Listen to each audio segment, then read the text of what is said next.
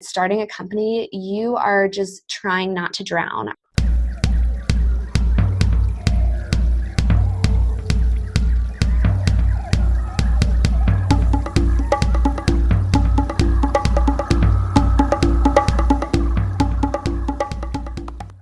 Hoosier, hello, and welcome back to the Wild Business Growth Podcast, presented by Hippo Direct. This is your place to hear from a new entrepreneur or innovator every single Wednesday morning who's unleashing creativity to grow their business.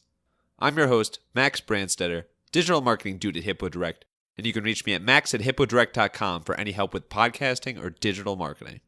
This is episode number 46, and today's guest is Elise Gelwicks.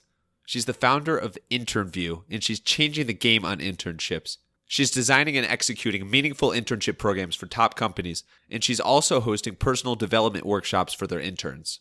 She earned coverage in the New York Times, ABC News, and more within the first year of launching her business, and she may or may not have been a classmate of mine in college. This is the release of Elise.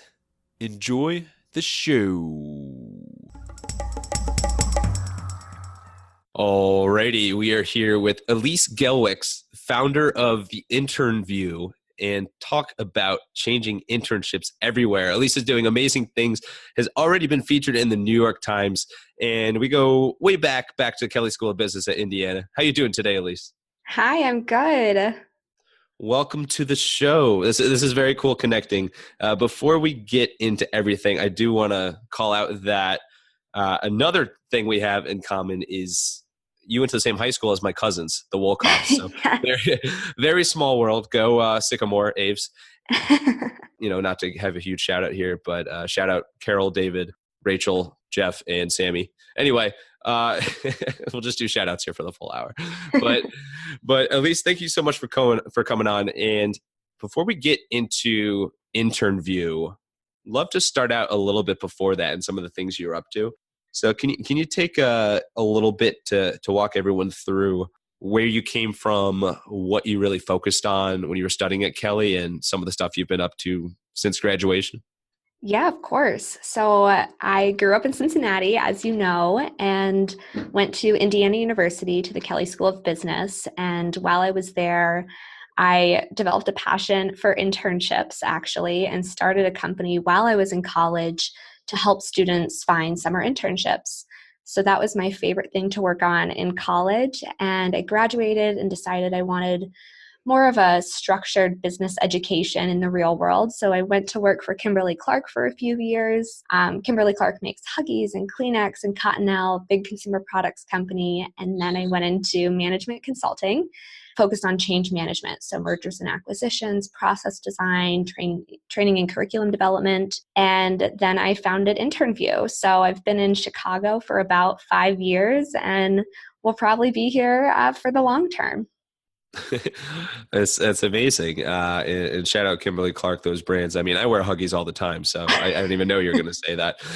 But it's cool that your passion for internships started in college. And so you worked on that, and then you kind of went a little bit of a different route after college. But how did you start a business in college in the first place? 'Cause it's pretty tough to do. Yeah. So my sophomore year of college, I got over 10 internship offers, and my peers weren't having the same success. And they kept coming to me. I can vouch for that. Yeah. And they kept coming to me saying, can you help me with my resume? Or, can you look over this email that I want to send to a company? And eventually I decided I should be getting paid for this. So I started the business. I decided I need to have something formal in order to be able to say, you can give me $20 an hour and I'll help you. So I drafted a business plan. I came up with a logo and a name and a website and just kind of made it up as I went. I even created my own book and bound it myself and would sell that to people.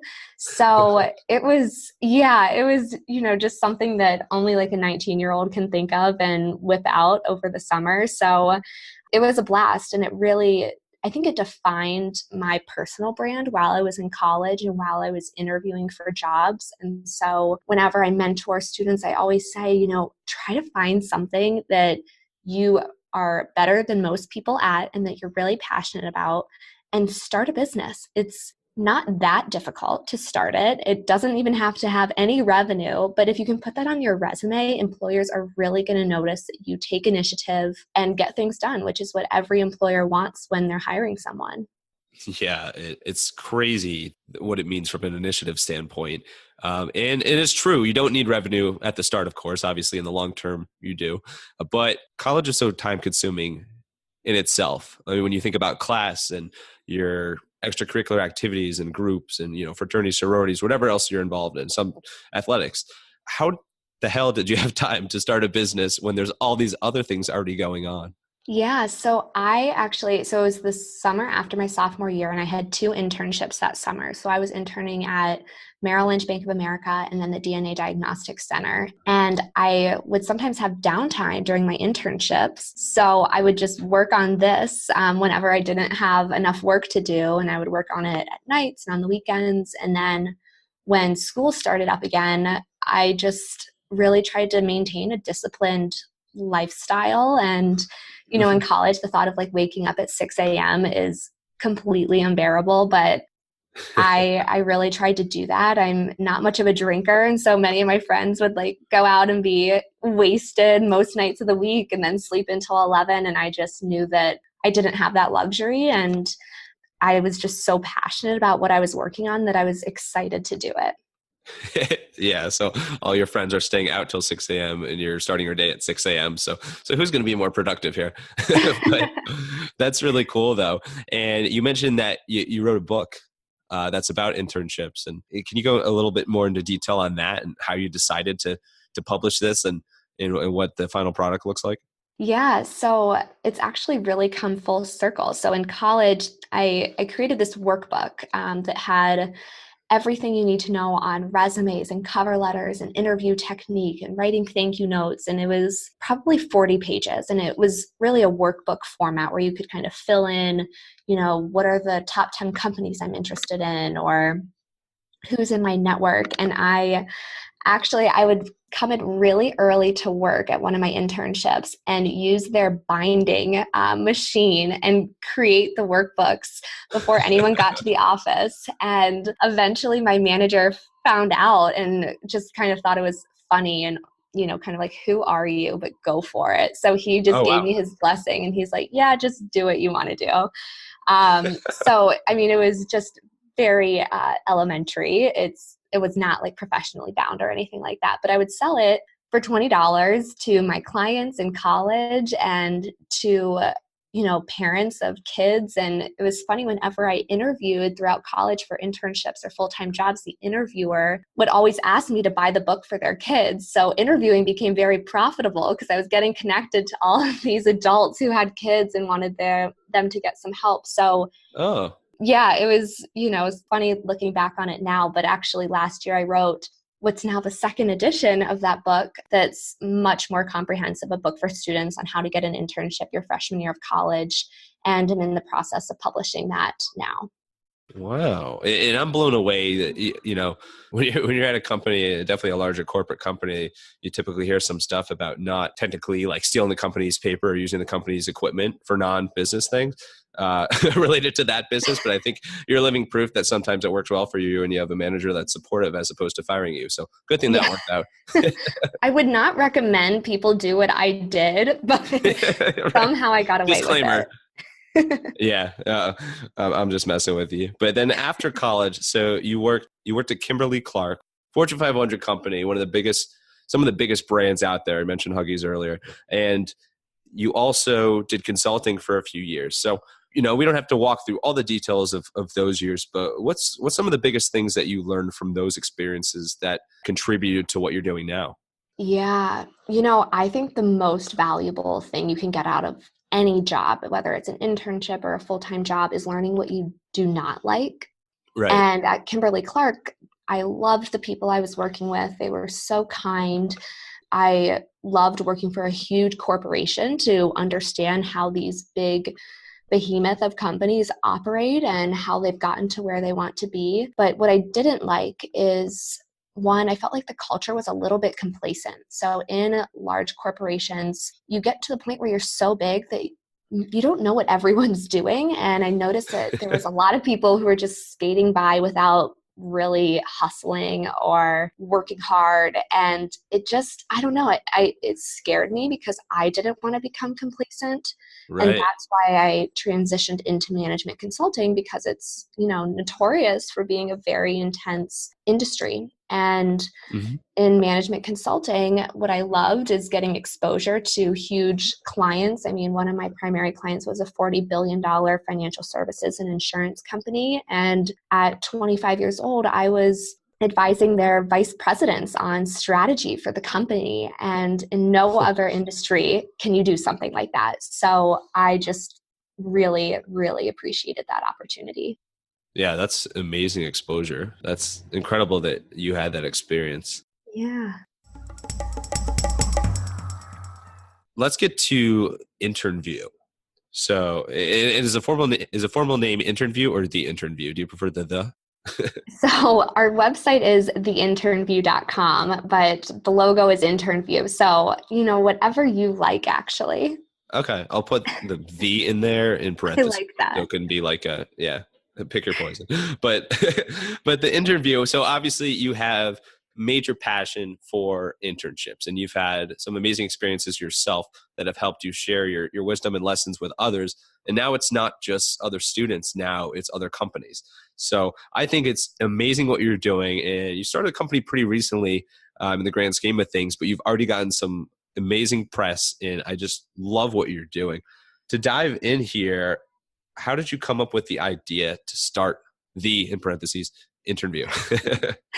Yeah. So last year, when I was writing my book for students on how to get an internship freshman year of college, I realized that there's a real opportunity to help companies design more effective and meaningful internship programs. So there's a whole chapter in the book on what do you do once you get the internship and you're there and it's not all it's cracked up to be. You might not have enough work. You might not be doing the work you want to do. How do you take initiative and really make it a meaningful experience? And I just realized, we don't have to put all the pressure on students to take that initiative. How do I support companies in really maximizing their interns and giving them a great experience? So I founded InternView as a side hustle while I was management consulting, and I would spend my nights and weekends and even daytime when I had the bandwidth to build this company, and grew it to the point where I could quit my management consulting job and do it full time. So it started as InternView helps companies design their internship programs, and it's now evolved to we also lead professional development workshops for their interns and junior employees, because so many of my clients would say, okay, you designed our internship program. Now can you help our interns figure out these soft skills and interpersonal skills that they're not learning in college, but they really need to know? Yeah. So I love how there's a multi-pronged approach now, and you're really using what these companies are telling you. It's not like you're just making up ideas and seeing if they stick. So true, confirmed research there. In terms of the different things you do, like the building the programs, but also hosting and leading interns through these workshops, how do you divide your time there? Is there like a percentage split of how you break down things? Oh, good question, Max. Oh, So, thank you. I've been working on that one. it's funny. Before I went into doing this full time, I had this whole Gantt chart that I created where I mapped out. Ooh, nice, Yeah. nice shout out, ops class. Yeah. Oh, yeah. I was an operations major in college. Oh, there we go. Yeah. So I mapped out all of the strategic activities I needed to do in my first few months, really launching the business full time. And I had it all planned out. And the best or the most well-laid plans, of course, never end up happening. So I just, what I've learned is that starting a company, you are just trying not to drown. I feel like I'm running throughout the day to this meeting and this interview, and then frantically trying to prepare for the next workshop. And there's no method yet to how I structure the day, because it's just trying to keep up with my clients and the work that needs to be done. So it depends on the day how much I split my time between internship design and workshop development. Okay, gotcha. And is there ever standalone workshop requests, or is it typically once you have a client that you've already developed a program for, they'll ask you to come in? Yeah, there's actually been a lot of standalone workshops. So, next week I'm doing a workshop for a global investment bank for their interns. They have a really well-structured internship program, but they aren't doing professional development workshops.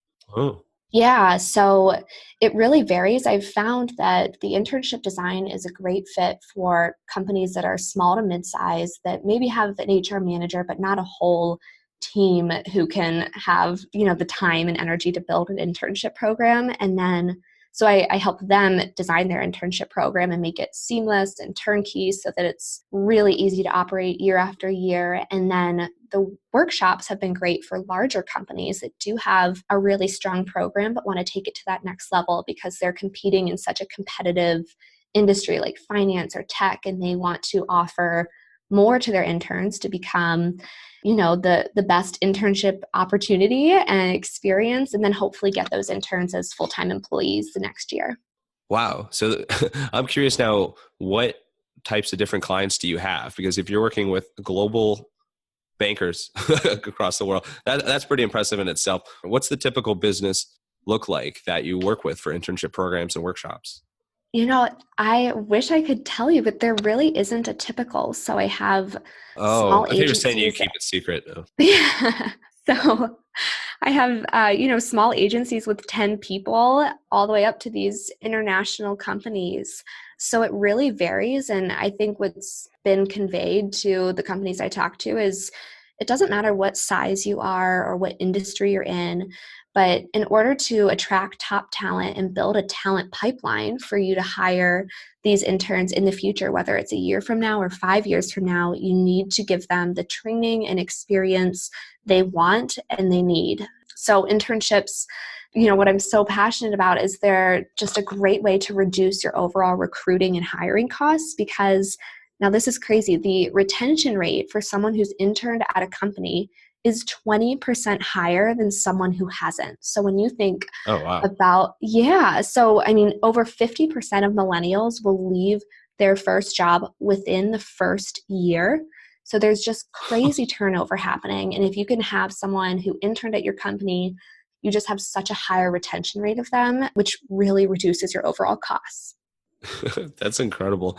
And you see, I mean, I used to, in my old company, I used to be on the recruiting side and interviewing side. And you see some of these resumes, and it feels like there's a growing number of, of students and young people entering the workforce that do bounce around more frequently to different jobs. It just kind of, it seems that way. So I'm not surprised by the stat about people leaving within the first year, but totally you can really strengthen. I mean, I just think back to how many of our friends and classmates went full time after graduation with somewhere that they had an internship. So it's really powerful. Yes, totally. And on the workshop note that you mentioned earlier, on your site you've got several different types of workshops noted there. Which one is your favorite one personally? Which one are you most passionate about and you enjoy doing? Yeah, building your network is my favorite thing to talk about. So That's a goodie. yeah, teaching interns and junior employees, really anyone can benefit from this, but having a strong network is so critical to your long-term success and work satisfaction. Because if you have this army of advocates, people who want to support you and help you grow and connect you to the right opportunities, you're going to have every opportunity at your fingertips. So it's important to learn how to methodically cultivate and build that network. Yeah, absolutely. And that's something I've become more passionate about as well. And we're at a great time because it's become so much, there's so many more ways to do that now with social media. And I've been blown away from the podcasting side of things, how great of a networking tool it is. Yeah. Do you have any pointers that, you don't have to reveal your whole workshop, but do you have any pointers for just some quick tips or at least things to think about in terms of networking? Yeah, I'll give you a few secrets. We won't tell anyone. Yeah, it's totally confidential, right? Yep. So my tips are to use informational interviews to your advantage. So an informational interview is something that's kind of the reverse of a typical interview. So let's say I want to learn more about Hippo Direct and I would love to work there one day. Oh, I well, would thank reach you. out to, yeah. We'll have to line you up for an interview first, but. Oh, yes, thank you. So I would reach out to you, Max, and over LinkedIn or email, I can guess your email address. It's probably max@hippodirect or something like that. Okay. All right. Yeah. It's not like I mentioned them in every podcast episode either, but we'll give you. Yeah. So it's pretty easy to get in touch with anyone you want if you play around with enough email addresses. And True. I love that. Yeah, I would send you a note and I would say, hey, Max, I see you work at HippoDirect. I also noticed you went to Indiana University where I went. I'd love to learn more about the company and your role there. Do you have 20 minutes to hop on the phone? And most people will respond to that, believe it or not, and say, yeah, you kind of have the guts to reach out to me, and what's 20 minutes to me? And after all, everyone loves talking about themselves. So you have an no. Yeah. You have an informational interview on your hands where you can get to know someone. And I would talk to you, Max. I would ask you questions about your job and the company. And then at the end, if I'm looking for a job at that moment, I would say, everything you said is really aligned with what I want in a career. Do you know of any opportunities, or are they hiring interns? Are there any recent college grad roles that you might be able to help me look into? And you would probably say, let me look into that. Why don't you send me your resume? And right there, you have an advocate who's going to the organization, going to HR and saying, hey, I just talked to this really impressive young woman or man. And that's how you use your network to get a job. And then what's really important is that you stay in touch with your network. So I have this whole method called a network tracker, where it's this spreadsheet where you keep track of every person you've talked to, your last date of communication, the company they work at, how you can help them, how they can help you, and you set a targeted follow-up date. So you want to stay in touch with people at least 3 times a year to maintain a relationship with them. Because the worst thing you can do is, 3 years from now, Max, I'm looking for a job and I'm desperate. And I say, hey, Max, remember me? We talked 3 years ago. Can I have a job? And you're going to say, who are you? But if we've met and had coffee and, talked on the phone, you're going to know exactly what's going on in my life and say, yeah, of course, let me help you. Absolutely. Anything you can do to be top of mind there. You mentioned 3 times a year, which I think is a good cadence. How about specifics there? Like, do you set a time for how frequently to reach back to someone, like a X number of weeks after you first talk to them? Or you really kind of just stick to that 3 times a year bubble? It depends on if I had been looking for a job or something like that, if there might be, more frequent communication. But someone who is really a mentor or just a great person that I want to stay in touch with, I'll set a follow-up date for about 3 to 4 months out. And what you can do to follow up, it could be a phone call, it could be a lunch or a coffee, or it could even be sending them an email. So you want to always position yourself as someone who adds value. And a great way to do that is to send people articles that you think they might find interesting. So subscribe to McKinsey Quarterly or HippoDirect podcast and Seth Godin's blog, and just be in the know so you can forward something to someone and say, hey, I thought of you when I heard this or read this. I thought you might find it of interest. Hope you're doing well.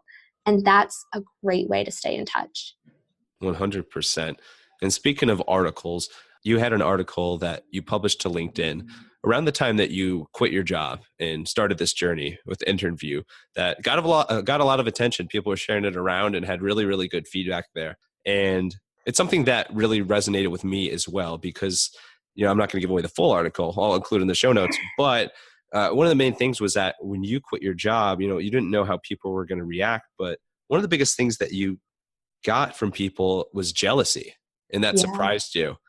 And that just totally resonated with me, because I experienced something similar when I left my corporate job and joined the family business and kind of totally changed up what I was doing.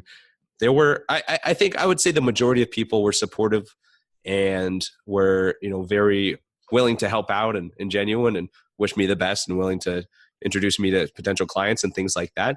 But there were some people that were pretty cold, and you could tell just kind of were bitter about it. And my friend Tim, I was talking to him about that same sensation, and he left around the same time as me. And he was just like, yeah, I think it's just that people are jealous. Yeah. Yes. That's exactly what you talked about in the article. So yeah, it's a crazy thing. I'm really glad that you laid that out, and it clearly resonated with people on LinkedIn there. Yeah, I was so shocked when people would say, I hate to admit this, but I'm so jealous that you're doing this. And I thought people would say, you are out of your mind to be quitting a Yeah. consulting job and salary to go out with this random internship business. And instead, people felt like, wow, you have freedom. And what I realized is money can't buy happiness, but it can buy freedom. The freedom to quit your job and do something you love. Drop the mic. I think you have a future. You have a very successful future in LinkedIn articles as well, and other forms of writing. Not that you haven't written anything already. So, a couple more things I want to touch on for InternView before we move on to a different segment. Yeah. So, one of them is something you do on Instagram that I think is really cool. And you started this, I think, not too long ago, but you started something on Instagram stories called Founder Fridays. Yeah. And I love this because, and for anybody, Elise's Instagram is the InternView. That's the handle. And I know, and you're speaking about it already, you're not bragging, but like it's the reality is you have so many different things going on. And it's hard to find a structure as an entrepreneur of how to, format your day and how to tackle things. But what I think is so cool is you still make time on Fridays to do some videos, kind of walk everybody through what your day looks like on Friday and Instagram stories. And you can just tell from looking at it just how real you are and genuine. And anybody that is interested in working with you, if they take a look at your Founder Fridays, they know that they're going to get the real you when they work with you. So I just want to commend you for that. I think it's really cool, this series that you've started. Oh, thank you. I am not someone who I'm not a selfie person. I'm not someone who ever goes on Instagram.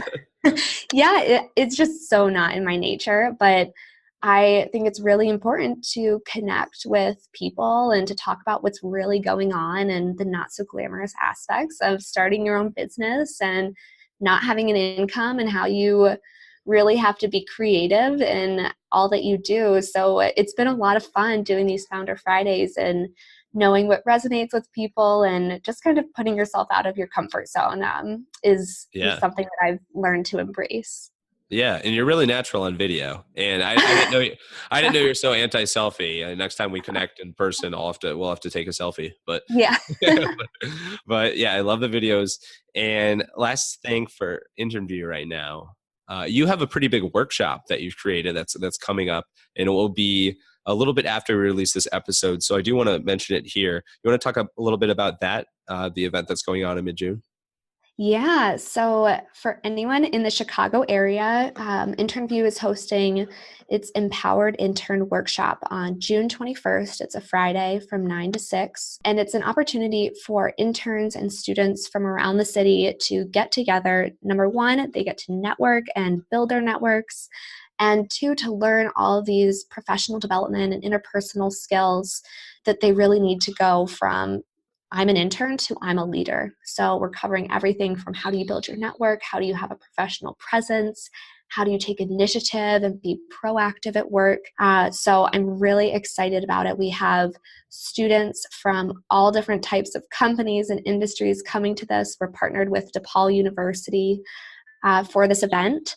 So it's going to be a blast. Yeah, and those are super important things. It's really cool you got the partnership with DePaul there. Where can people sign up? Yeah, so if you go to our website, www.theinternships.com, there's a tab on there called the Empowered Intern Workshop, and it'll take you to all the information. Well, I'm feeling empowered already. Yeah. I better see you there.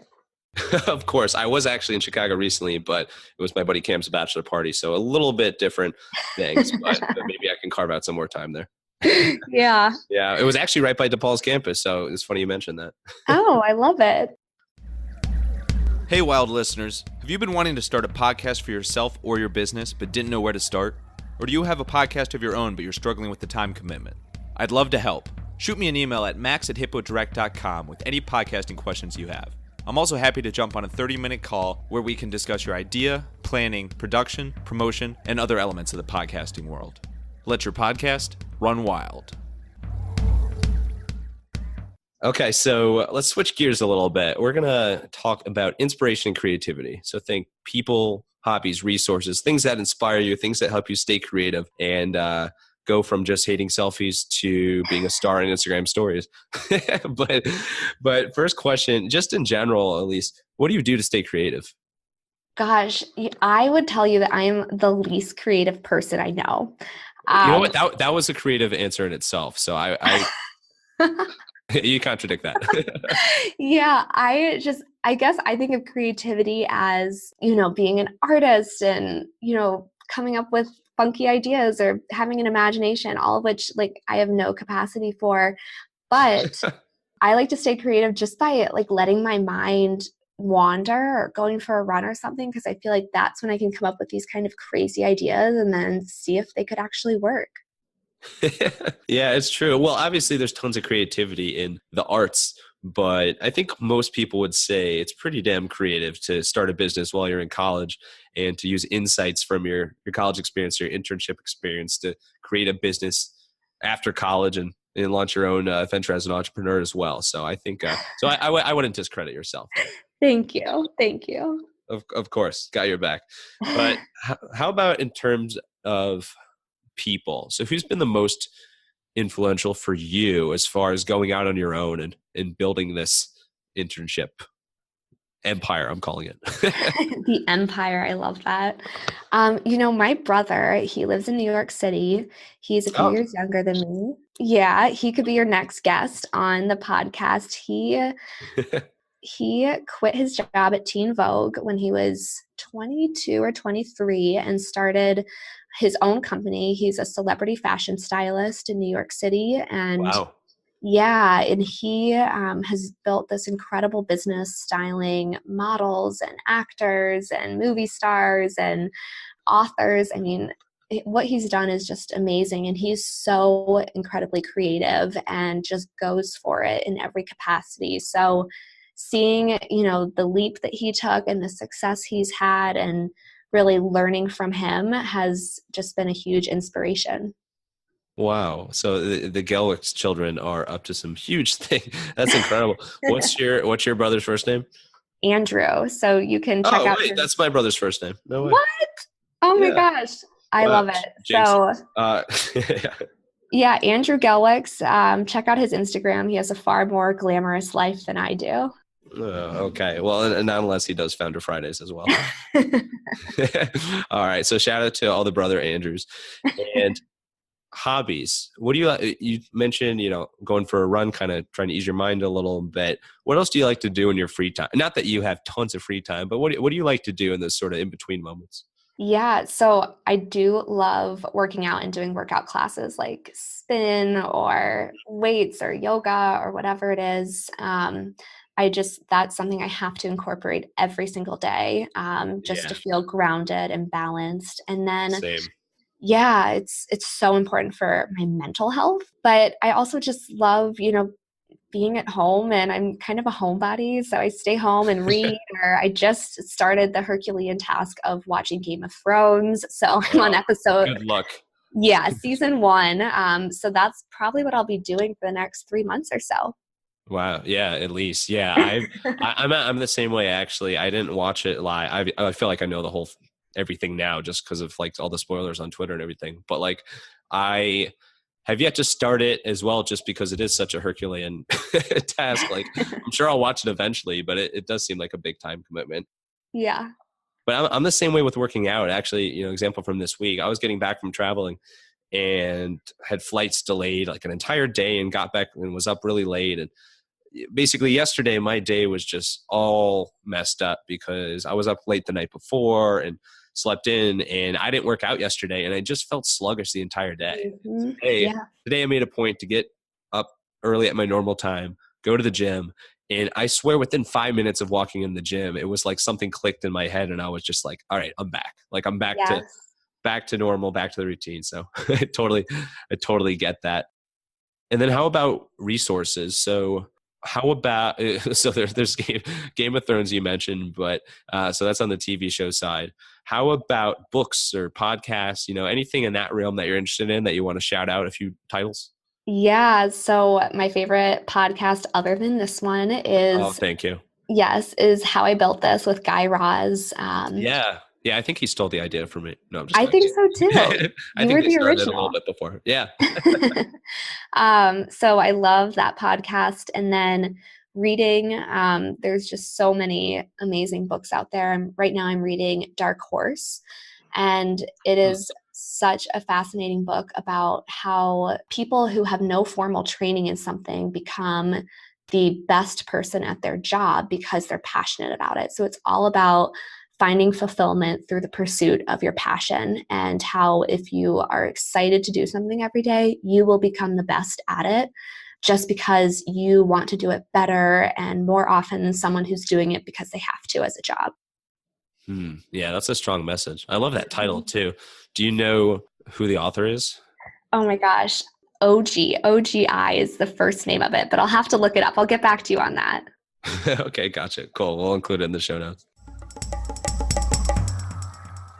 So let's get to a fan favorite segment here called the Wild Business Shout Out of the Week. The Wild Business Shout Out of the Week. It's my proudest work. Love it. Wild Business Shout Out of the Week. So this is where we talk about a recent ad or campaign that caught our attention. And earlier, there's something you mentioned that State Farm is doing that you really love. Can you walk us through that? Yeah, so State Farm has the most creative commercial. And, insurance is such a boring topic. And I am just blown away by insurance companies who can make it eye-catching and funny. And State Farm has this commercial where a woman's she shed is burning down and she calls State Farm to see if it's covered. And it's just really funny. And what I love about it is the concept of a she shed. So I immediately Googled, what is a she shed? And it's this, private shed, literally a shed in the back of your house that is for the woman, and she can put anything she wants in there, and it's her private space. And I was just like, I need this in my life. And so whenever I think of a she shed, I think of State Farm, which is just brilliant for them. So did they invent this, or is this a real thing that she's I can't even say it. She said she shed. It's a real thing. I Googled it. You guys should all go and Google she shed and see what people have built in the backs of their houses. I am already excited to own a house one day and have one of these. Wow. So it's like the female version of the man cave, if I'm taking this right? Yes, totally. I love that. Well, yeah, I think it's a great example. It's funny you mentioned insurance and how kind of blah it is. Recently, we had Kevin Lane on, who's the founder of Create a Castles, reinventing the sandcastle. So very, very cool product. Previous episode. Anyway, his wild business shout of the week was Geico. And he was talking about how great those commercials are and how just same thing you were saying, like insurance isn't a sexy category, but some of these brands are so incredible making it, quote unquote sexy with their advertising. Mm-hmm. And so I think State Farm is another great example that they've nailed that. They also, I think a thing that comes top of mind when you think of them now, well, there's a couple actually. There's Jake from State Farm, which in his famous khakis. And then there's the ones with the actor who plays Oscar from The Office and the NBA player, James Harden and Chris Paul and all their stuff that they're doing. So they, like Geico, they've got a few different series or different types of ads that they're doing. And obviously it's working well because that one resonated with you. I know the basketball ones resonate with a lot of basketball fans. So, or fans of The Office. Yeah. So they're doing really great things. And, there's more to them than just khakis. Right. Yeah. So let's get to a segment called The Unusual. So for here, think about pet peeves, quirks, and weird talents. So it's going to get very unusual for the next few minutes. Got it. What's your biggest pet peeve? Inefficient business models. Oh, I knew you were going to say that. No, I'm sorry. How lame am I? No, you must really like State Farm. Can you expand on that a little bit? Sure. I just it drives me crazy when I think a business is not operating efficiently. So an example, I was at Panera recently and all I wanted was an Asiago bagel and I was so excited for it. And I get there and they say, oh, we just ran out of Asiago bagels. We're going to go start making some new ones. So it'll be ready in about an hour. And I was thinking, what? Do you not have a minimum order trigger or something where you see that there's 3 bagels left and then you start making new ones? So that is just to me, quintessential inefficiency, and it drives me crazy. Oh, well, I'm sorry you didn't get the bagel, or well, I don't know, maybe you did wait there for an hour, but yeah, No way. you could tell about your ops background there. Shout out Rex Cutshall from Kelly. But how about quirks? Is there anything about you that your team or clients, or maybe it's friends or family, call out for you that is a little bit quirky? Oh gosh, yeah, they're all super embarrassing. Oh, please, those are the best ones if you don't mind. So I might have mentioned I'm super introverted and very protective of my time because I need a lot of downtime and alone time in order to have enough energy to go out into the world. So back when I was single, I would go on a lot of dates, and I was, as with everything in life, pretty methodical about it. And I would go on, sometimes 2 or 3 dates a day on a Saturday because I was like, it's a numbers game. I need to crank these out. Wow. And I know. And I would set an alarm on my phone for 60 minutes when I walked into the date. And at 60 minutes, when the alarm went off, I would turn it off and then say, okay, it was really great meeting you. Thanks so much for your time. And I would find a way to get myself out of there. And my friends just thought I was so nuts for doing this. But my thinking was, I can get myself amped up for an interview, a date. A romantic interview. A romantic interview. Actually, that sounds like something else. Never mind. If I knew it was only going to be 60 minutes of my time, and then I would just pretend like I had no idea why an alarm was going off. But otherwise I wouldn't know how much time has passed because you can't look at your watch or your phone when you're talking to someone. So oh my God. Pretty weird thing. Yeah. That's out of this world. No, I see where you're coming from. It's definitely like to be efficient there. And especially, in the modern dating landscape, it's definitely a numbers game. So I see where you're coming from. My only thought is that there's probably a lot of guys that were totally like, what is going on? Like, I thought this was going well. And she just ran out of here and had this weird alarm going on. I know. And that's amazing. I met my now partner not through one of those weird 60-minute dates. So it all worked out. Wow. That's incredible. How about weird talents? So is there anything that's like not so efficient for your business? However, it's just something you're really good at. Like maybe it could be something totally unrelated, like, being able to recite something from memory, or like being able to like bend your thumb and touch your forearm. These are weird examples, but a weird talent is that I'm really good at winning raffles. So I have this secret trick that, I guess I can reveal, but this might end up hurting me in the long run. But when you enter your name into a raffle, you kind of write your name on a piece of paper and your phone number, and you stick it into a big bowl. I always win those because my mom taught me a trick a long time ago that you need to crinkle it up in your hand before putting it in there. And then when the person goes to draw out a name, they always notice something that feels like a different texture and they pull yours. And so I've always won a lot of raffles. So if anyone's in Chicago, don't do that because you might hurt my chances, but go for it otherwise. So what is the trick then? Is to crinkle it into like a ball, or is there a specific like origami shape you're talking about? No, honestly, crinkle it up so that it's like textured and wrinkled, and then put it back in the pot, and then it's really going to connect with someone's hand. Oh my God. Well, thank you. I think I'm going to win the like Mega Millions lottery now. I think it works that way too. Yeah, definitely. Definitely. That's a good tip. All right. I'll make sure not to do it in Chicago then. So we only got a little bit of time left. We'd love to wrap up with some rapid fire Q&A. All right. Bring it on. Let's get wild. What is your favorite brand of workout classes? Oh, weights classes. Okay. If you had to watch the same show on Netflix for the rest of your life, what would it be? Oh my gosh, that's really hard. I don't know if this is on Netflix, but I would say The Sopranos on HBO. Oh, yes. I don't think it's on Netflix, but we'll let that slide because that is such a phenomenal show. Bonus question. Were you upset by the ending? We don't need to go into detail, but were you upset by the ending, or did you think it was a fitting way to end it? Very upset by it. Yeah. Yeah. Subject, Max. Let's move on. Fires people up. Okay. I guess that's it. No. Thinking back to IU, what was your favorite college memory? Studying abroad in Budapest, Hungary for a semester. Oh, were you on the Buda or the Pest side? I was on the Pest side. Love that city. That's Yes. really cool. I visited there for a couple nights, but haven't met anybody who studied there. What was your favorite part about that city? Oh, I loved that it was just so different from Western Europe. It was, obviously a post-communist country and Mhm. really unique language. And so I just literally went by myself, not knowing anyone. And it was just a really once in a lifetime experience. Yeah, absolutely love that city. It's so cost efficient too. It's pretty low cost, and you can do amazing Yes. things that you can do. I mean, I was blown away by the view there. Yes.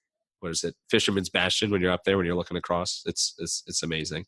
Yes. Not too shabby architecture. How about, see, this I really struggle with rapid fire Q&A, the asking questions part. How about if you could only eat one food for the rest of your life and it'd be the same thing for every meal and every snack, what would it be? Probably a croissant. Okay. With a question mark on the I mean, I'm deciding between croissants and avocado. I don't know. I'm Okay. torn. Avocado croissant. It's now a thing. Yeah. Yeah. Yeah. Okay. And then what is your favorite app on your phone? I don't have many apps. I'm not very tech savvy, so I'd have to say something really generic like Instagram.